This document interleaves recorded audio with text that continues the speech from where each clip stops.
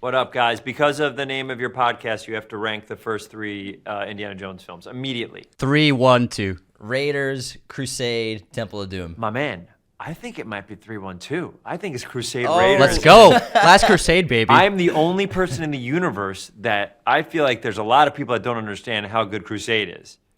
What's That the third origin act. story of The- Indiana the Jones? I third understand. act. I understand why Raiders has to be first. I might say Raiders, Crusade, but the balls of coming out on your own podcast by saying 3-1-2 is unbelievable. All right, wait, go. That's how we roll. Do the Back to the Future one. One's 1, number 2, 3. one, no matter what. 1, 2, 3. I think it's 1-3-2. Oh, all right. I think it's respect 1-3-2. that. I think 2 gets 2 bananas too quick. I love it. It's one of my favorite movies of all time. But if you think about it, 3, a lot of good stuff is happening in 3. That's true. That's true. Absolutely true. And that's our Absolutely time, true. guys. Thank you so much for coming on Raiders. Great of the talking Lost about podcast. Sonic, everyone. Please. All right, we'll start now. I apologize. Go. All right, I got a good question. I was curious about blending animation, voice acting, and live action. Where in the production do you record? Are you recording before shooting happens and then they're working with your dialogue and then you're fine-tuning it after the fact? Or are they shooting first and then you're recording your work after that, fitting it into what they did already? I love the question, and we are 3 gentlemen wearing jackets indoors, so it should be very easy for us to go along with each other. It changed. In the first one, I did all my dialogue first, and then they would have that as reference, and if they're in a scene, they can kind of hear what I do. But they always hire someone. They don't want me on set for some reason. I do not know why. But they always hire someone to do the dialogue that Sonic would do against the characters there. So they have someone to kind of do those lines. And for James and Tika, it started off as like a tennis ball and someone talking. Then it was like a 3D thing. And now it's an actual puppet that they can move their mouths. I come in when the film is over. The first 2 I did record beforehand, but then we really get to work afterwards.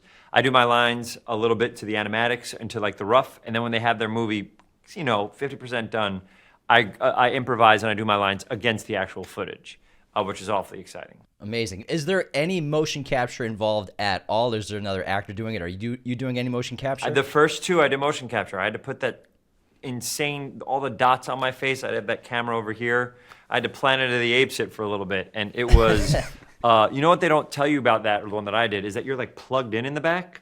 So like I can emote my face, but I can't move too much. You almost feel like Neo when he's like that. So it's like, we learned how to, once we got all that, then we learned how to just put a bunch of GoPros around me and get all aspects of my face without putting the dots on. What's the differences between live action acting on set versus voice acting? Are they different mediums and formats for performance? Yes, voiceover acting is very inexpensive, so we could do 1 billion takes. We could do, like, if we wanted to try 100 things, we would be wasting daylight, we'd be wasting all the sets and stuff like that. But for voiceover, it's just me in a booth, and we could do 1,000 different takes. I can see the movie halfway through. I usually see the movie 2 or 3 times. I see cuts of it, and I'm like, oh, I could beat that. I can think of something better. I want to be more emotional in this sequence. I can keep adjusting my performance, and if something needs a little bit more explaining, they can pop Sonic in there, and he can give a little bit more foresight, or he could do a little narration or something like that. So it's way more fun, and like you can kind of go bananas when you do voiceover because they animate to you. So you can go crazy and see how they're going to make you move around. All right, one quick last one. Ben, Sonic and John Ralphio, would they be friends? Best friends. I feel like best friends. But I feel like John Ralphio would like find a way to like get run over by him when he's in a ball to try to collect money from Robotnik or collect the rings. You get run over when he's Sounds in about money. right. Sounds about he's right. trying- All he's right, trying to thanks get so money. much, Ben. I We think that's appreciate your right. time. Nice to meet you guys.